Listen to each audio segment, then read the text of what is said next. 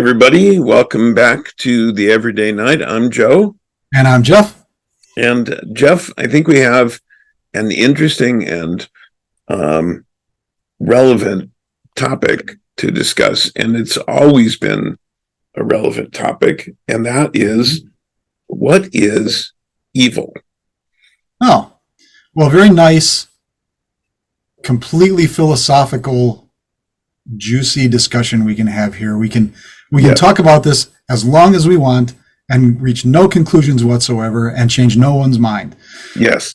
Well, and so many people have put forth their own ideas, their own explanations of what constitutes evil and what the source of it is. And I think it's relevant because it's, first of all, evil, if anything, represents the antithesis of the virtues. And yeah, I guess I could say that. Okay. I mean, we've also talked about how an excess of the virtues becomes a vice. Yes. And vices, I don't know. I certainly wouldn't consider my practices of so many vices to be evil, but no, until they harm someone else. And that's a key thing, and I think we'll get to that about harming other people. I think that there have been so many philosophies about what evil is and so many thoughts about it, and I think it's relevant because the term gets bandied about a lot today. Oh yeah, people accusing each other of evil intent or evil actions. Again, two distinctions that I think we should discuss. Well, it's easy to label an enemy or an opponent as evil because then every action becomes judged on that scale, right? That way you can, if your enemy is evil, anything they do must therefore also be evil. And anything you do to them is therefore acceptable. So yes. It's labeling an enemy as evil is part of the process of dehumanizing them to make it easier to wage war on them, for example. So before we dive into it more deeply, however, there is a pressing question. Always.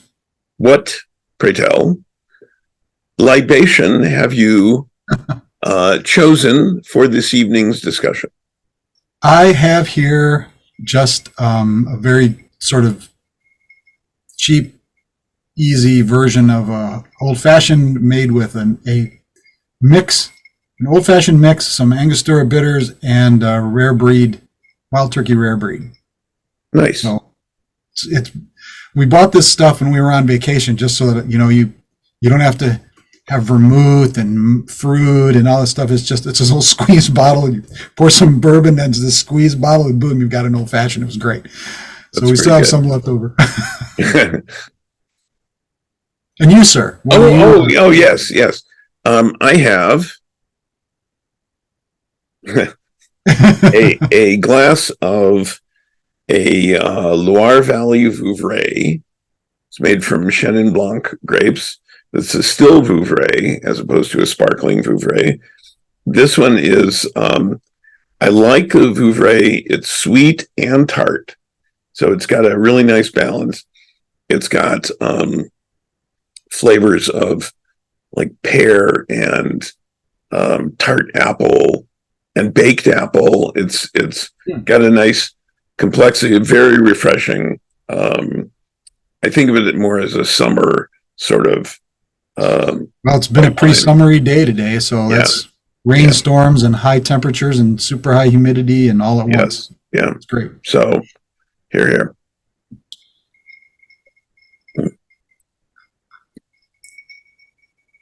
So as we get into this, I want to note that one of the things I'm going to do is put a link to the Stanford Encyclopedia of Philosophy in the description, and it's the entry that covering the concept of evil. And Right. it's really extensive. It goes on a lot more than we can cover here. Right. So But yeah, if anybody out there is looking to, I mean, our conversation will be pretty comprehensive, I'm oh sure. yeah, of course. We don't really have the time to do what this encyclopedia entry is, and it's really very well written Yeah. and quite wide ranging. So And it's worth looking at. I think the first thing, though, I would want to address is what I view as an excuse that people make when they ascribe some kind of supernatural cause to human evil, human actions that are um, described as evil. Before we even define evil, I want to address that supernatural cause. Well, the devil made me do it, or the devils. There are people who see the devil in everything, and anything they disagree with, rather. And I want to Yes. address that by simply saying, no, it's I consider it an excuse that lets people off the hook. We've discussed this before. Human societies evolved as collaborative, cooperative societies because they had a greater chance of survival. Mm-hmm. And the rules, the ethical rules, the conduct of behavior within those human societies also developed because they increased the likelihood that those human societies would survive and flourish and be able to collaborate with each other. People who fall outside that are often labeled as evil, but so is supernatural causes have been ascribed to weather and crop failure and disease and everything bad that befalls people. Someone will claim it's evil with a supernatural cause. Well, I think that there's historically, in literature and so on, I think it has been referred to as in totality, sort of that all the world's evils, which is anything bad that happens to somebody. It's kind of a small evil where, well, as you say, natural disasters and famine and plague and that kind of thing is an evil because bad things come of it. But I don't think, as you're saying, and I agree with you, that I don't think that there is an entity or a power, some sort of natural or supernatural power that is evil and pervades us like some sort of miasma, and is always at some sort of battle with good. Right. And I think, I have my own thoughts about the misreading, misinterpretation, mistranslation of the Bible, the Hebrew Bible, the Christian Bible, scriptures, all of those things. People have, like, for example, the snake in the Garden of Eden. The serpent. It was a talking serpent. But the idea that was Satan and Satan was the devil and the devil is Lucifer and all that's all post-biblical. Yeah. That's all post-biblical. Right. It wasn't so, but people, I think people. Well, the concept of hell is actually kind of post-biblical, is it not? Yeah, it's not. Hell is not a concept in the Hebrew Bible anyway. Right. I'm more versed with that than I am with the Christian Bible, but I'm more versed on the Christian Bible than a lot of Christians, I can tell you. It's not. Yeah. Anyway, the idea of a supernatural entity being the cause of evil actions in human, or it being ascribed to people dancing and listening to rock and roll, it's Satan's work, it's evil, fuck you. It's human creativity. So Well, but if you can, I mean, I hate to harp this way as I tend to, but if you can, if your faith is such that you can believe an absurdity of one kind, it's easy to believe an absurdity of another. Yeah. And that it's magical thinking, it's, ascribing, it's like, as you said earlier, it's easy, it's an excuse. It's easy to just ascribe something, some supernatural power to something rather than actually deal with the cause. Right. And so that was the first thing I wanted to kind of get out of the way, because that's an enduring concept that people have about what evil is, that it's from somehow outside of humans. I would say, though, that just as I mentioned, these human societies evolved to be collaborative and cooperative and evolved ethics to get along with each other effectively, there are people who fall outside of that. There are people who are sociopaths or psychopaths. And I think that it's there are different, so many different philosophies about what evil is, but very roughly speaking, I think there are people who think that they're evil thoughts without action, and they're evil actions that people do. And the evil thoughts without actions, I don't care if people can think whatever, if they aren't doing anything with it, it's their own internal demons, if you will, to be ironic in my use of that. It's the actions that people perpetrate on one another that can, I think, fall under a definition of evil, because I view evil as a superlative adjective, when merely saying this is wrong or this is harmful isn't sufficient. It's very harmful. It's very, very harmful. It goes beyond that. I think for me, the useful definition of evil is as a superlative adjective for actions of a horrific nature that people perpetrate on another. Well, I think that there is and going back to, I actually would go all the way back to when you said people who fall outside of these, and fall to me has, or could have, a connotation of, you sort of stumbled outside and you found yourself outside. And I think that happens to people. I think that can happen to people, that you can stumble out of a societal norm and find yourself in a position where societal norms don't make sense for you, where you cannot make sense of societal norms. And that's something that requires observation and treatment. I mean, you got to recognize, right? But I think that there are people who just ignore that boundary altogether and say, those things do not apply to me. And that's where evil is. Yeah. That evil lies in the malign intent to ignore those norms, to not collaborate, to not cooperate, to take advantage of a system to benefit oneself for one's own purpose.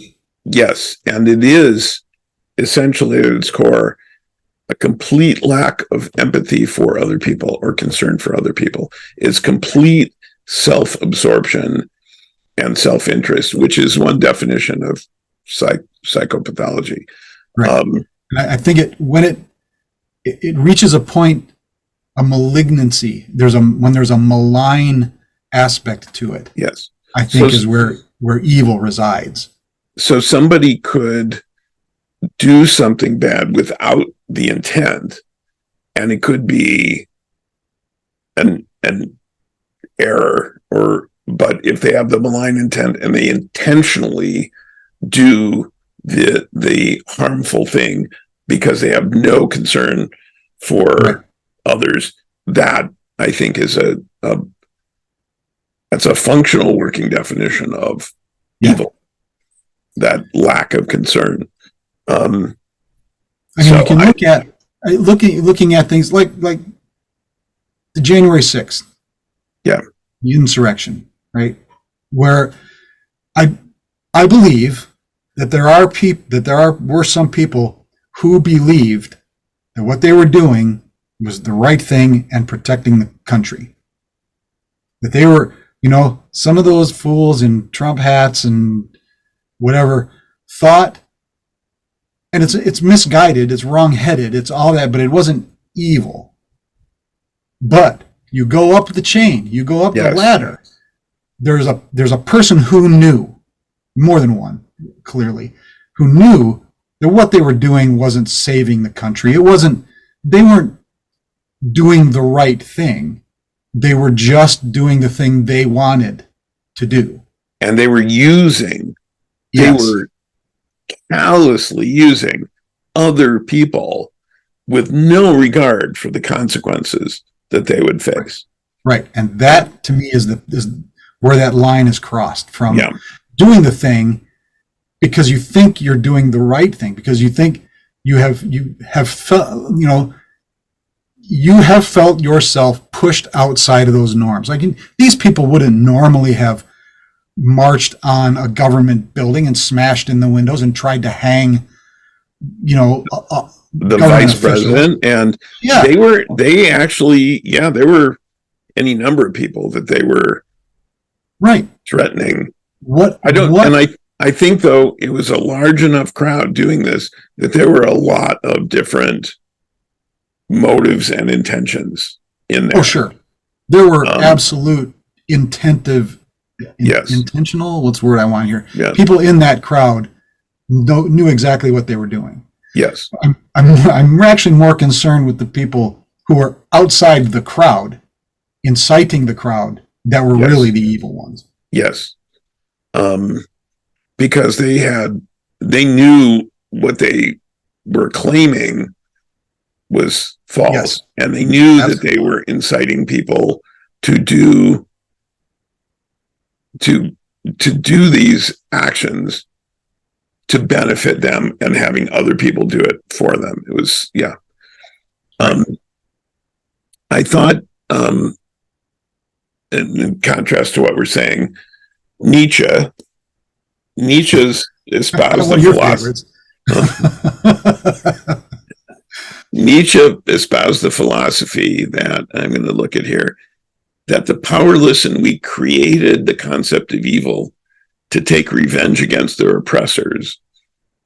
And he believed the concepts of good and evil contributed to an unhealthy view of life, which judges relief from suffering as more valuable than creative self-expression and accomplishment. Well, I mean, I can get behind that as far as I think there are people who would rather find something to blame than actually face their troubles. Yes. However, when he says people are prioritizing relief from suffering as more important than accomplishment, well, if you're suffering, you're not going to accomplish. I mean, and you said it earlier when we were talking about this, that can only come from a point of view of extreme privilege. To say, to prioritize, to make that kind of statement.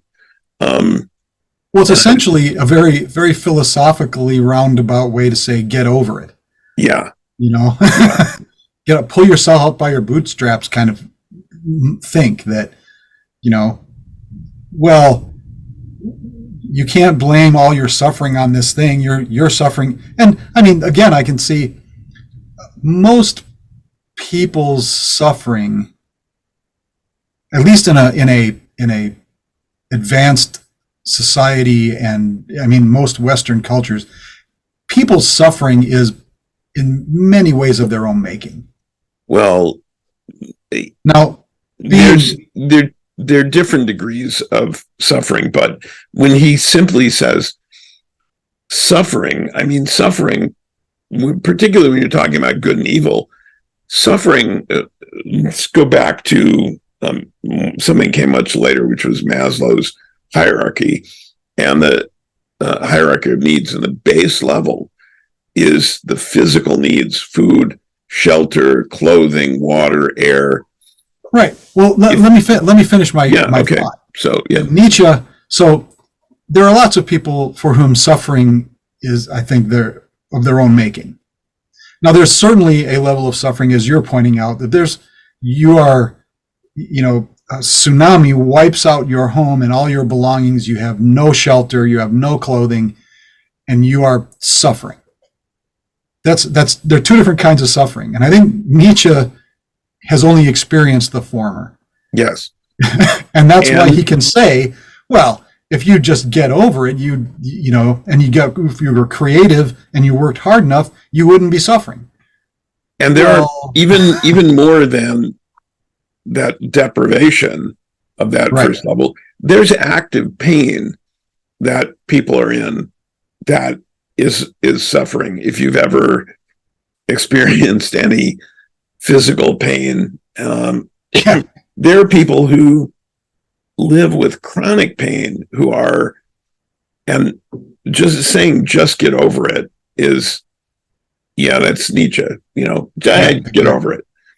Right. Yeah. Nietzsche. Why aren't you creating great works instead of just wallowing in your pain?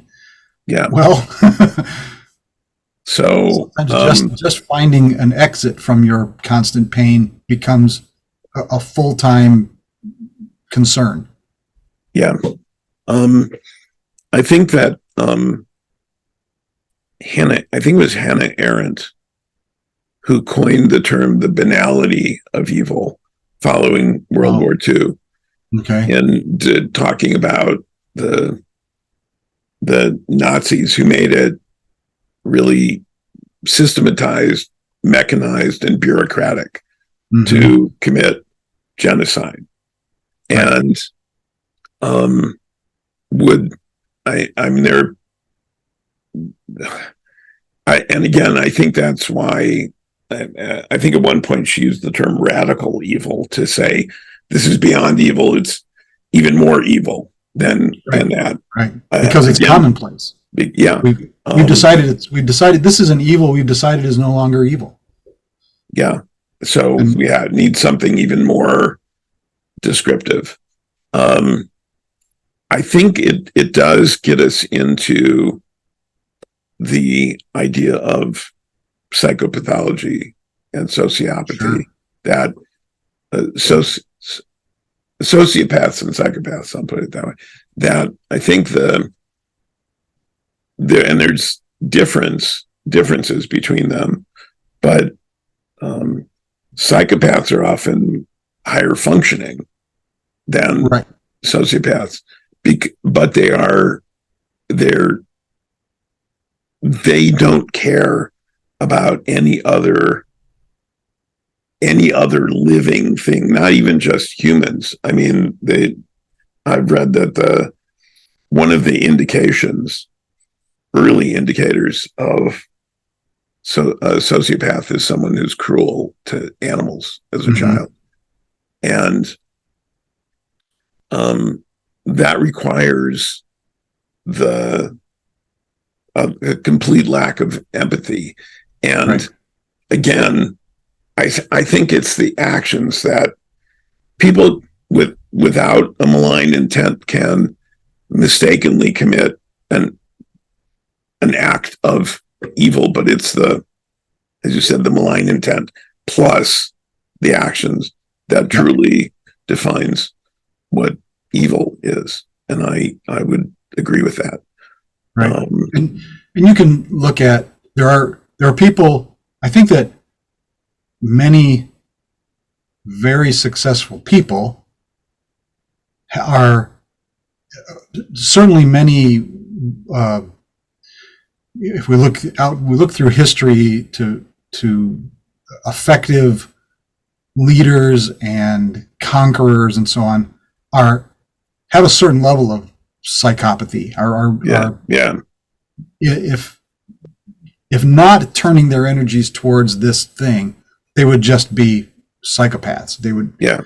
But I think that those same people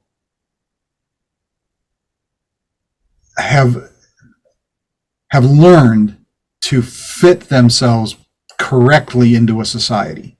Right. Right. That they recognize their tendencies and intellectually define these actions as wrong, and therefore I will not do them. I don't so know like you're saying, it's the action that makes them evil. I don't know, and I would call the action evil. I don't know if you ever watched the TV series Dexter. Yeah. First season. I thought was fascinating because he was a murderer, but he developed a rule for himself, or his father did for him, that he would only kill bad people. Right. And that works. I mean, and Dexter, the whole point of that show was to make this mass murderer a sympathetic character. And it was a fascinating show. Yeah. It really was. But the problem, not really, I don't want to say the problem. What I found it interesting, the observation I was made is like, that would work for anybody. The problem is that if the id is allowed to enter at all into the decision-making process, it's that anyone who opposes me is bad. Yeah. And that's where we approach evil. As happened in the later season, he had to protect himself, so therefore it was justified. So, and you can say, and he even said to himself, like, I'm doing so much good. It's worth it. I have to be allowed to continue. Yeah. And again, the evolved ethics of a society, he put himself outside of that. That's why we have courts and laws. Right. And so that judgment is not an individual. An individual's judgment. And is harder to corrupt it. Yes. I mean, look at Batman. He's the ultimate vigilante. Because he's in a city who's, I got a hair here, I can see it. Oh, it's connected. Oh, well. He's in Gotham City, which is corrupt. The laws and the courts and the police are not going to defend the people. And so he takes it upon himself to do it. Right. And we root for that, but that is not an ideal. That is right. Yeah. We look to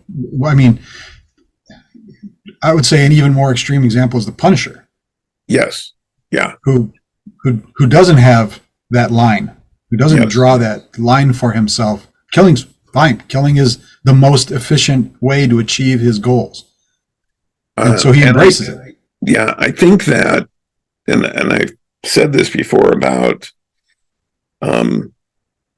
the comic, The Killing Joke, which I thought was that it was a Joker origin story. And I thought it was brilliant because it paralleled the Joker's origin and Batman's origin as both traumatic experiences happening to otherwise ordinary people, although Bruce Wayne, spoiler, Batman is Bruce Wayne, it came from a very privileged upbringing, but traumatic experience, seeing his parents killed in front of him. The Joker, similarly traumatic experience, but not privileged. Batman, they both have psychotic breaks. they're both psychotic. Batman turns. That was Siri trying to help me. Batman turns his psychosis to crime fighting. Joker turns his psychosis to crime. And chaos. Yeah. And so I thought that was a really good story. In that way, it made sense that they were constantly at each other. And Joker's a very existential. He's sort of a hero of existentialism, where nothing matters. Everything is a joke. That's his whole thing. Like, none of this matters. Look around you. How can you not laugh at the absurdity of all of this? That's his take. And his whole thing is trying to point out, it doesn't matter. It doesn't matter if 100 people die. It doesn't matter. None of this matters. And it's a joke to him. So would you call the Joker, and again, he's a fictional character, but would you call him evil? Does he have the malign intent? He certainly has the actions. Mm-hmm. I believe he knows exactly what he's doing. Yes. Not caring and not trying to benefit personally from it does not relieve him of the title or the label. Yeah. In my mind. I agree. Yeah.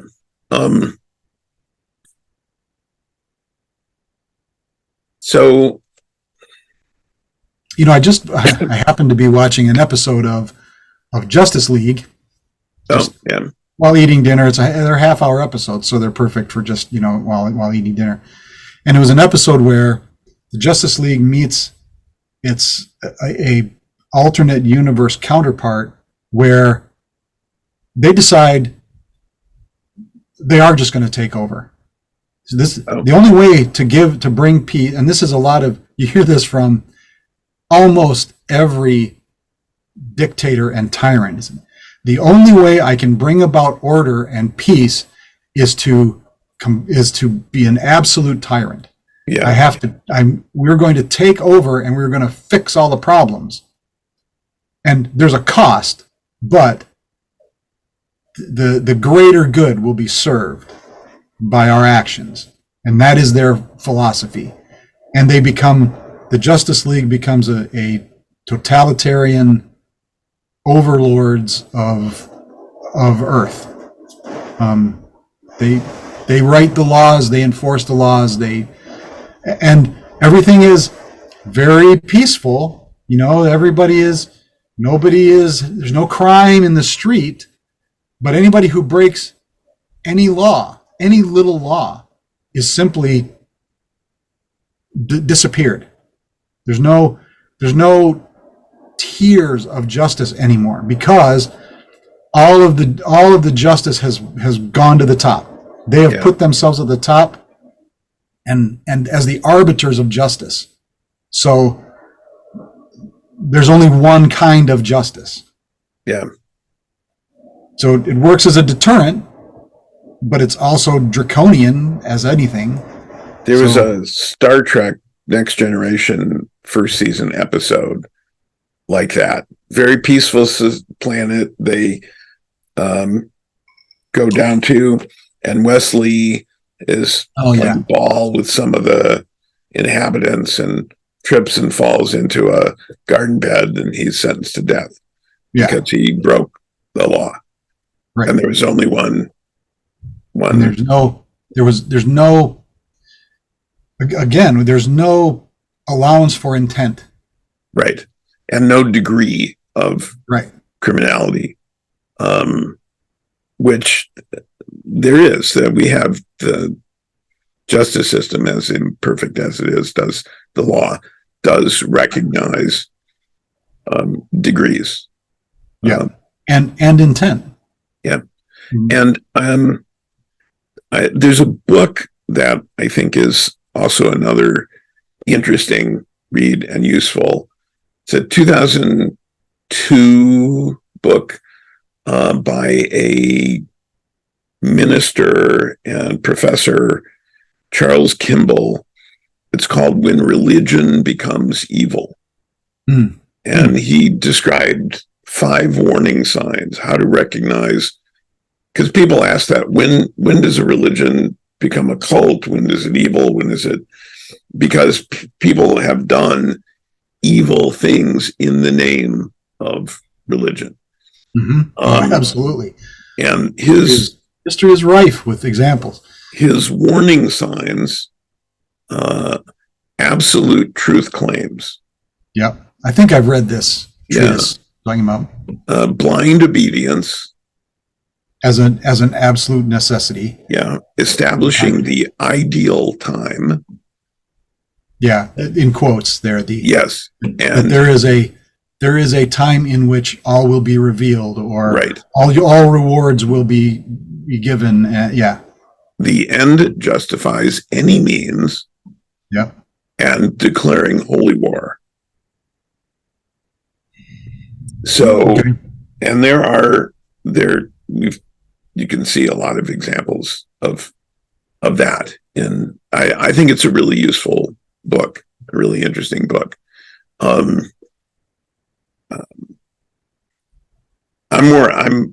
always been more interested in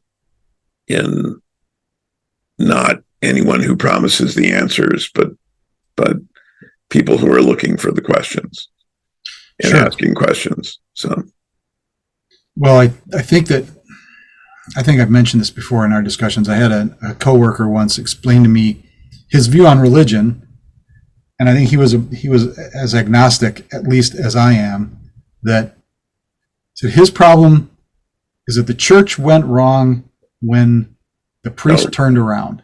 You said, yeah. And it was a really simple observation that I think resonates very well in that old prehistoric even religions, the druidic type religions is the one I'd be most familiar with, where the priest is a representative of the congregation that is supplicating it, that is, asking the gods for a good crop, or to not wipe us out in a hurricane. But so the priest is the supplicant for the congregation to the higher power. Right. And so the priest sits or stands in front of the congregation facing the altar as that's his role, right. And when the priest turning around, suddenly now God's got his back, and he is now talking to the congregation about what the congregation must do for God. Right. And that's telling, really. Yeah. And I think that is another indication of when, where a religion is becoming a cult, is becoming evil, where any time at which the priesthood, some hierarchy, is claiming the sole ability to interpret the word, whatever it is. I had someone once tell me that God didn't care if you believed, only that you obeyed.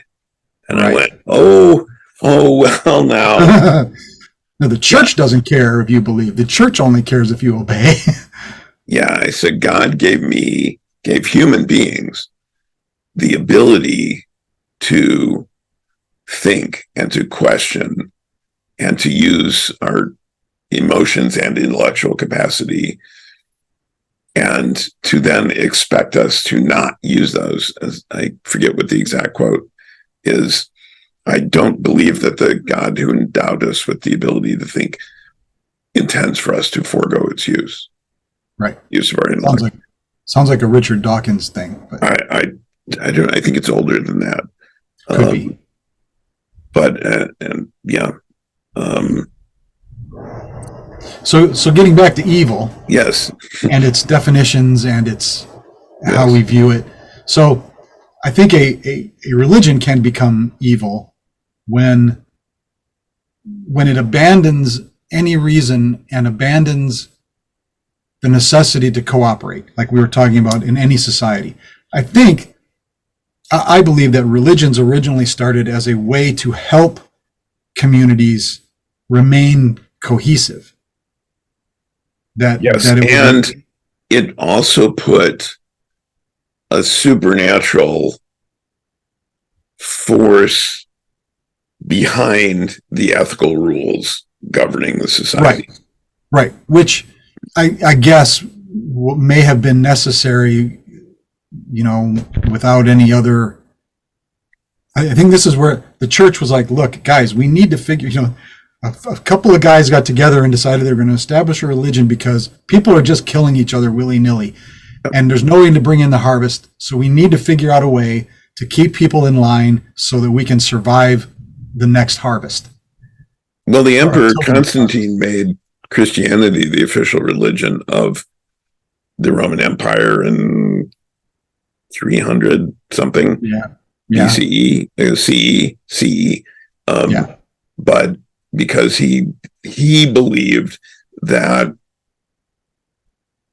one state religion was essential for the success of the empire.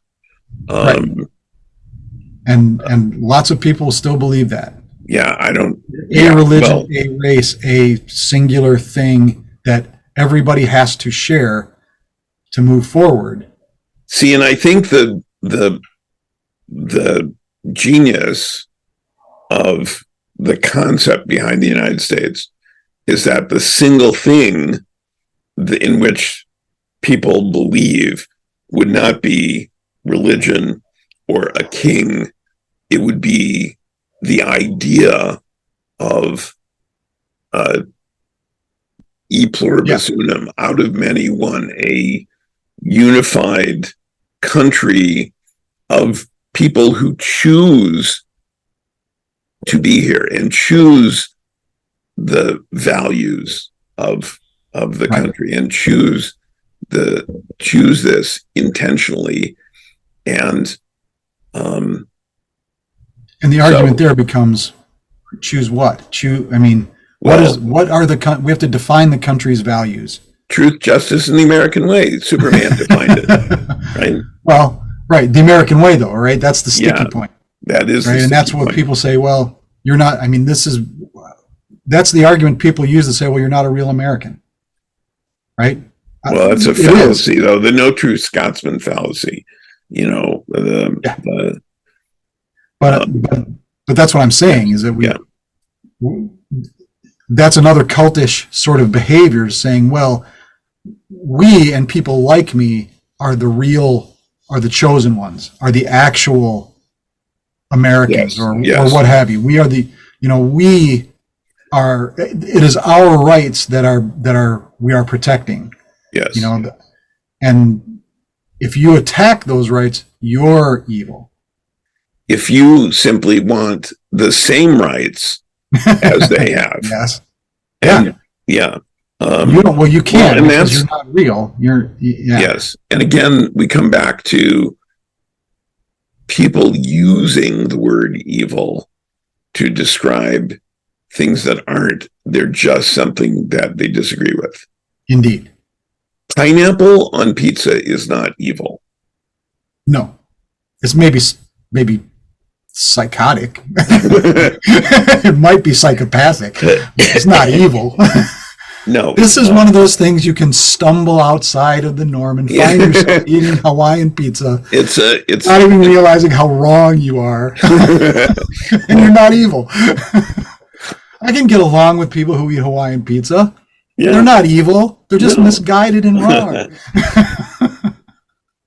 I so many discussions, people I've talked to, I've been interviewing for my book. What bothers me the most actually is the hypocrisy of people who will eat Hawaiian pizza who do not recognize the validity of a barbecue chicken pizza. Oh yeah. Well, I've been asking people, New York style pizza or Chicago style pizza, just as a fun kind of interview question. And I've been interviewing people for my book, and it's been interesting. The people are adamant about what they prefer, and then there's some people who aren't. Very few people say, I'll eat New York style in New York. I'll eat Chicago style in Chicago. I'll only eat pizza when I'm in Italy. Ooh. But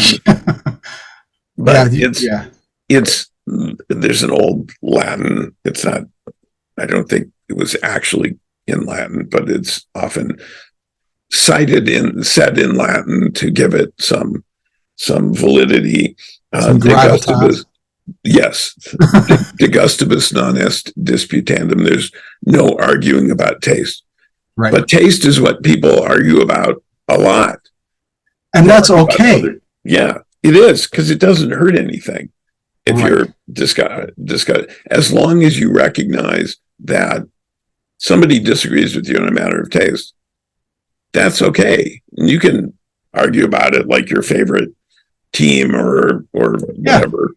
And it's when things really matter that people need to be serious and they have a productive compromise discussion or accept.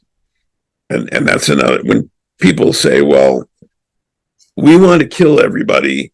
Oh, we don't want to be killed. Let's compromise. Well, that's ridiculous. Yeah, you're only going to kill half of the people. That's So there's some things you can't compromise on. So right, and that's another discussion about denying that something exists. You can't compromise with someone who denies that something exists. You can't say, well, this is real, and somebody says, no, it's not. So there has to be some test, some observation of what's real, some generally accepted methodology for determining the truth. There is, except there are people who are outside of that. I mean, there are flat earthers. It doesn't matter what proof you provide, because they don't understand the scientific method. They don't understand.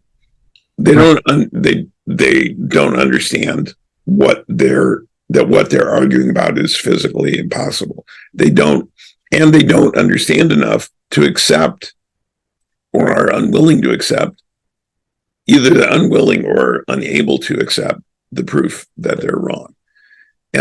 People will go to a great deal of effort to avoid experiencing cognitive dissonance when what they see and what they're hearing and what the facts are being exposed to are different from the existing beliefs they have. That dissonance can be painful for a lot of people. And I think that can lead someone to evil. Yeah. Getting back to evil again, that I think that someone who simply refuses that, whether they're, I mean, I'll say it out loud. I'll put it to a weak mind. Someone whose mind isn't strong enough to consider an alternative, to observe and decide on between two things. That no, these are my core beliefs, these are my core ideals, and these people think of that unshakable core is virtuous, right? That there's a lack of humility. Getting absolutely. Back to the virtues, lack of humility, lack of veritas, lack of honesty, lack of courage to face your own beliefs and question them, and honestly, with humility, a lack of strength to learn to have the strength to face your own beliefs. Facing the truth, we've talked about this before, that being honest with yourself about yourself, who you are, where you are, what you do, what you can, what you can't, what you believe, what you don't, your abilities, your lack of ability, being honest with yourself about all that takes a tremendous amount of courage, and is difficult to do, but it's absolutely essential, because without that, you can't grow. You cannot grow and learn unless you recognize and admit what it is that you don't know and can't do yet. Sure. And yeah, and the rejection of any of that, the saying I don't need to do that because I've already got the correct answer right here. It's in this book, right?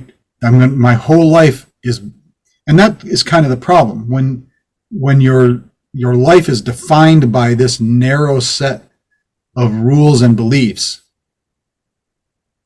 and anything that tries to push you outside of that is labeled as bad or evil. It's easy to remain there, right? Or you label anyone who chooses differently as evil. Oh, but for not doing what you're doing.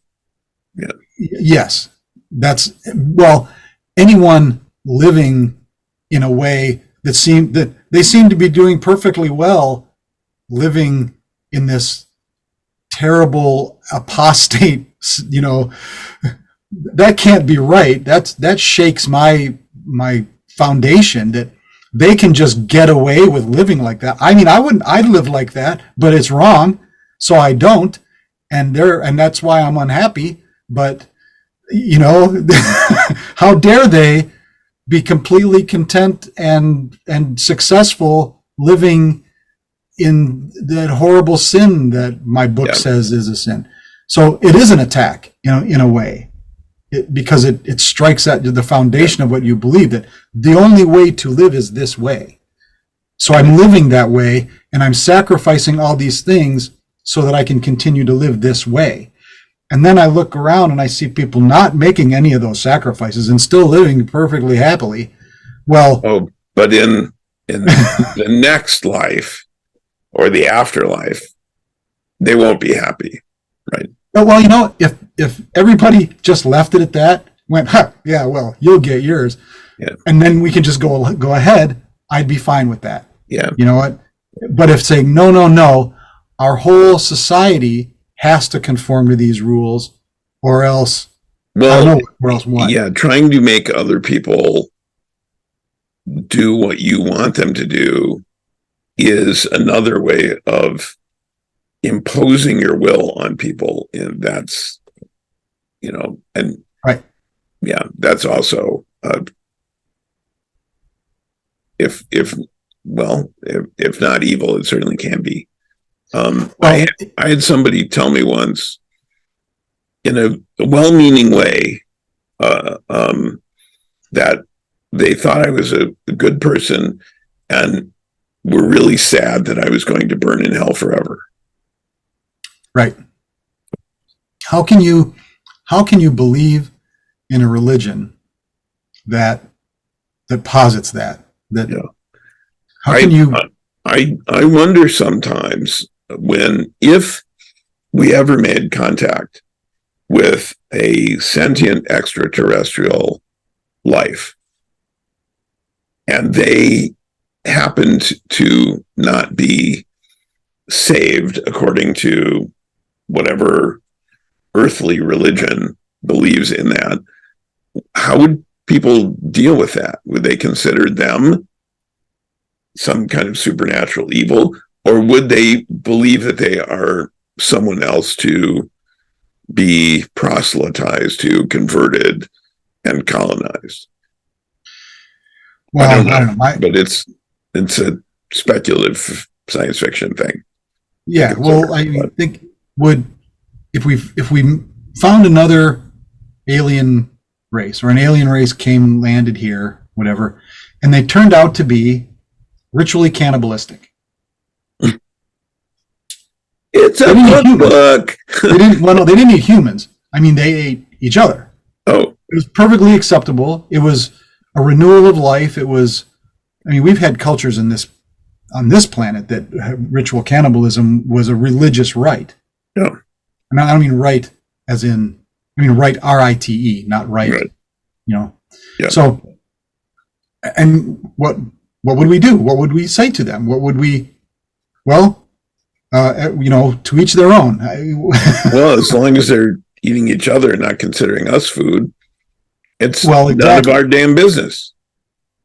Yeah, if you don't believe that cannibalism is evil in and of itself, is not inherently evil.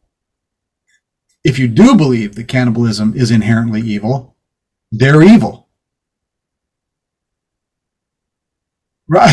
Yeah, but do they wait for somebody to die first? Or do they kill them and then eat them? Or is there human sacrifice or alien sacrifice or living being sacrifice or if the person believed, if the victim, I guess you call it, if there was a ritualistic, giving of oneself, right, as the body, as to feed the family after a certain age, one volunteers oneself to feed their family, right, and that's it. Their family consumes them, and I can't remember what the science fiction story, movie, TV show was, but it was about a world happy, peaceful, prosperous, but they required a child to be plugged into the central core computer of the world to run the world in order that they have peace, prosperity, and abundance.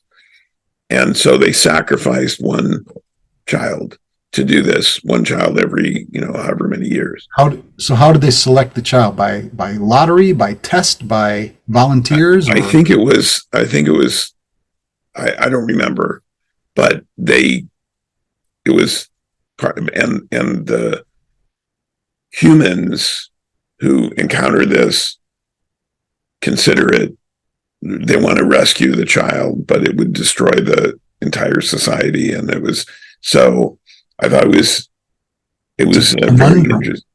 Yeah. So, but that is a question of, and there have been any number of fictional works, literature, movies, stories that have speculated on, is the sacrifice of one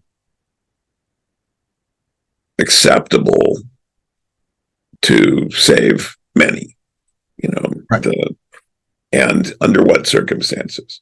Is if it's voluntary, if it's not voluntary, the ship at the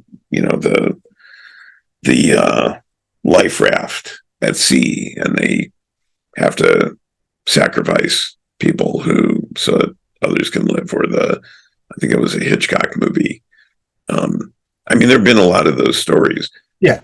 I would not say, though, in those circumstances, trying circumstances, that those difficult choices people have to make, I wouldn't ascribe either a malign intent, an evil intent, or evil actions to them, because under those circumstances, none of us know what we would do. Sophie's Choice was a story, movie about that. Very, very difficult. No, who would make those choices? I would not. Let's use your lifeboat. Let me use your lifeboat metaphor for a second. Okay. Right. People are sitting around a lifeboat. They know that they've run out of food. There's no land in sight, right? The typical scenario, right? They have no idea when or if they're going to be rescued. They come to a decision that one of us is going to have to die so that the rest of us can live. Now, if they all agree that it's going to be by lot, right? Pick short straw gets eaten.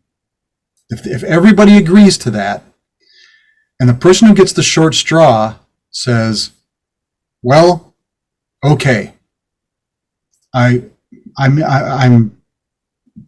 it," and they voluntarily say, "Okay, so the rest of you can live. It's me."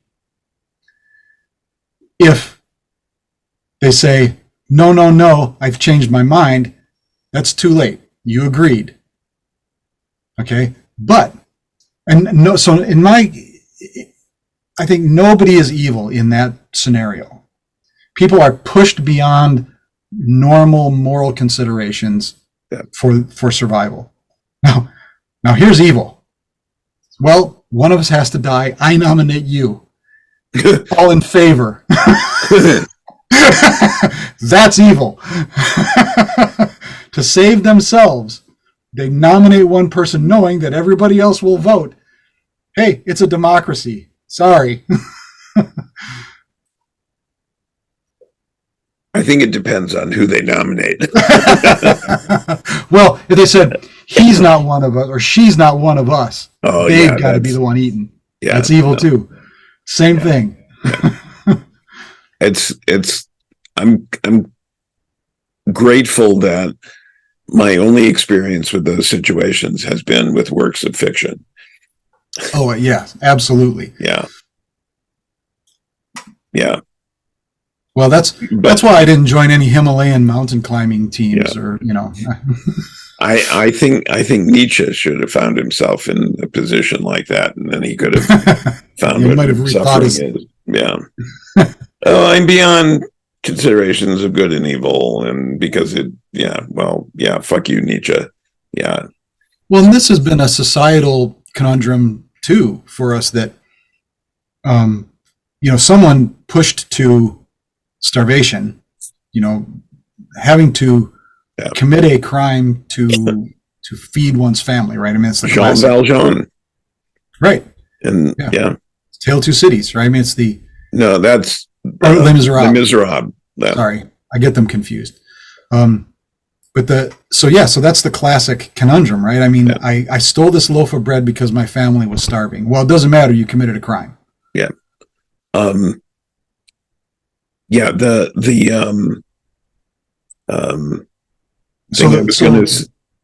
truth we maintain is that if we can alleviate the situation, if we can alleviate the circumstance that requires them to steal, we can reduce crime. Yep.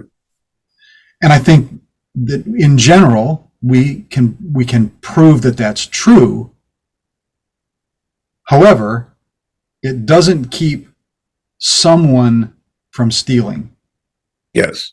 There's some people who, so this is the argument when I've heard people, women argue that rather than focusing on teaching women to defend themselves, you should teach men not to rape. And I would say do both. Because I think we already teach men not to rape. There's no school out there saying, you know what, raping's okay. There are, yes, I agree. However, there's certainly groups that promulgate misogyny.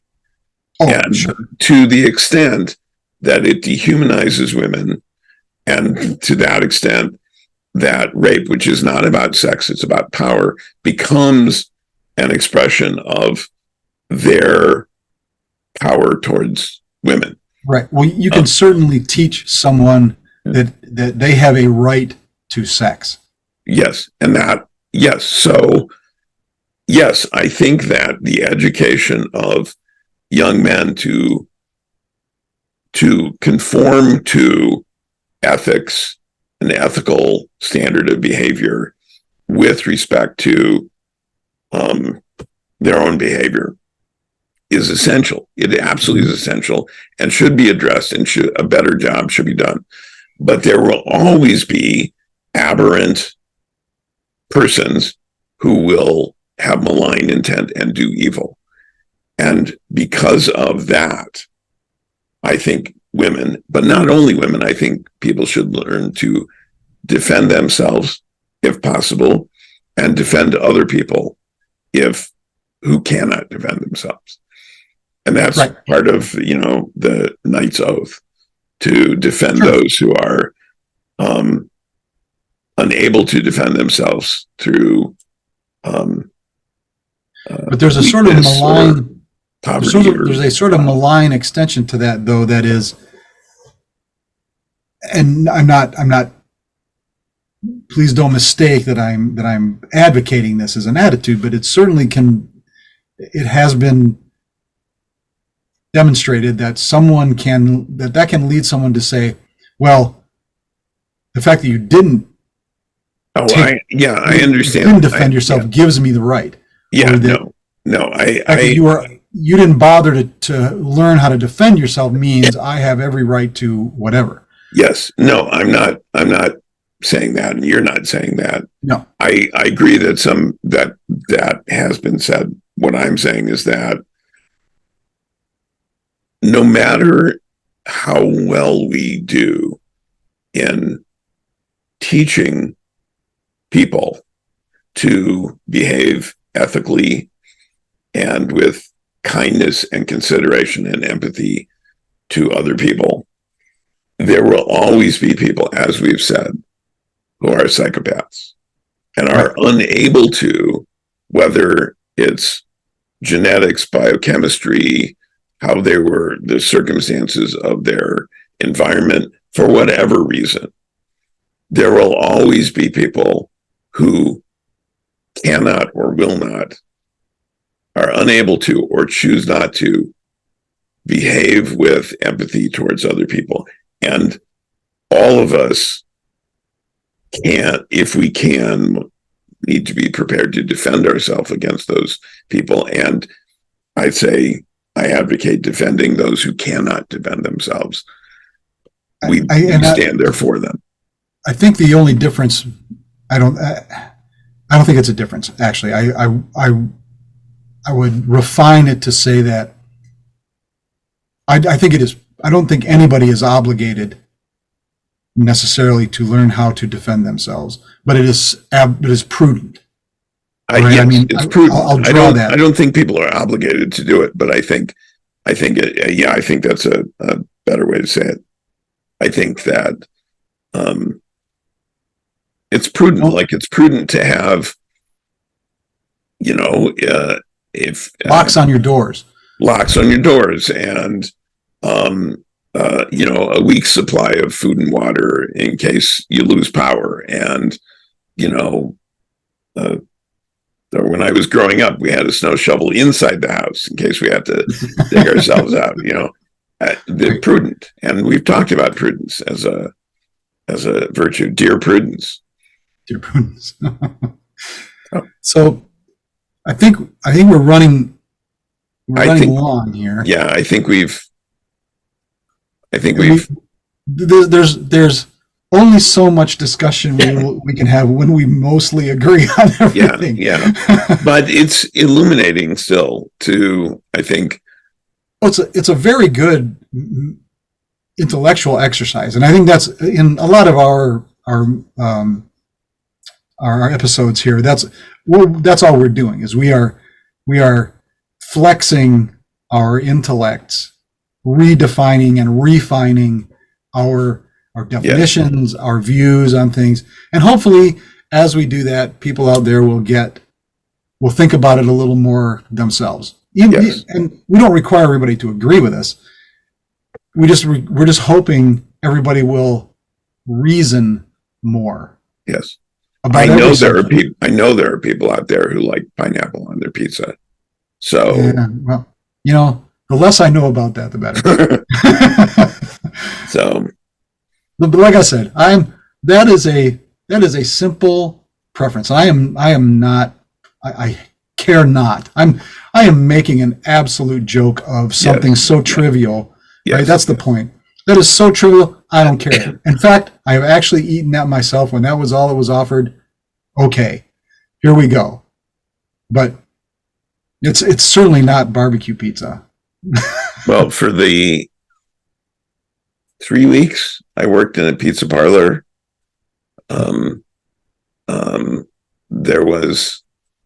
I knew it wasn't going to last long when I started making suggestions for how to improve the process. And they said, no, this is how it says to do it. I said, it's inefficient and it doesn't work very well. And said, I don't care. Do it the way it says to do it. Okay. Yeah. So I've encountered that myself enough times. Yeah. I knew it wouldn't last very long. But there was a pizza that it wasn't listed I don't forget what it was called, like the mountain pizza or something in the menu. Though those of us who were making pizza called it the garbage pizza because it had everything, literally everything, and it was topped with pineapple, but it had pepperoni and sausage and green pepper and onion and olives and anchovies, and I mean, it was everything. Well, okay. I mean, it's kind of like the Dagwood sandwich, right? And yeah, there's no millennial that is going to understand that reference at all. Dagwood sandwich. Yeah. But, well, they should. There should be a Rube Goldberg machine that makes a Dagwood sandwich. How's that for something you won't understand? Right? So, yeah, again, this is a kind of thing where, as a conversational sort of exercise of just taking an adamant stand about something that is so trivial. Yeah.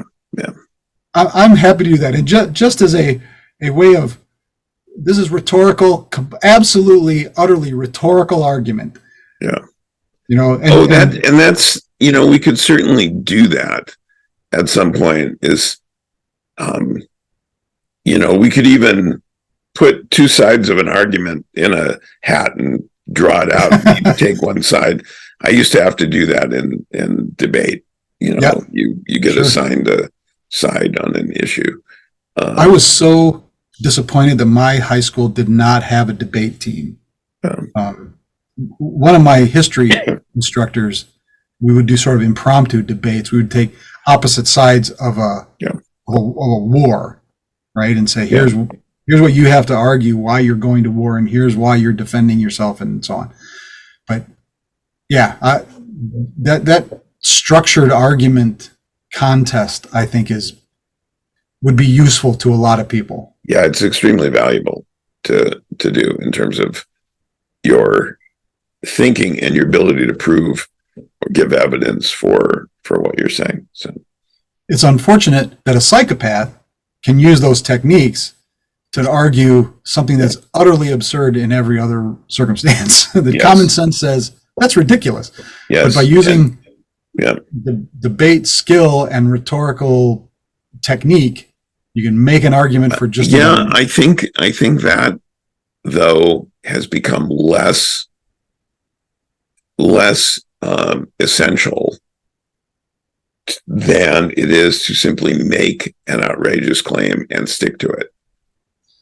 Unfortunately, otherwise, where would we get the claim of Jewish space lasers causing forest fires? It's an absurdity. Yes. And if you believe this one absurdity, it's easier to believe others. Right. Right.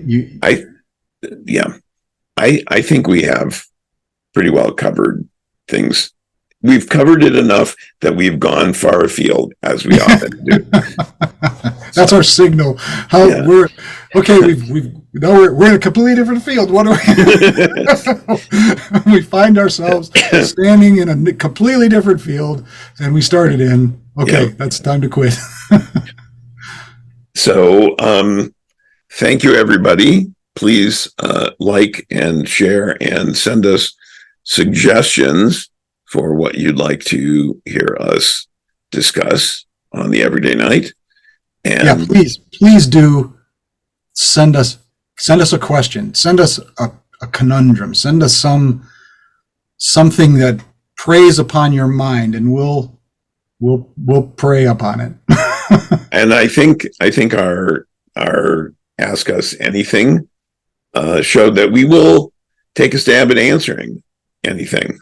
Yeah, whether we have any real information or not, we will absolutely offer up an opinion. If not, that's all we've got.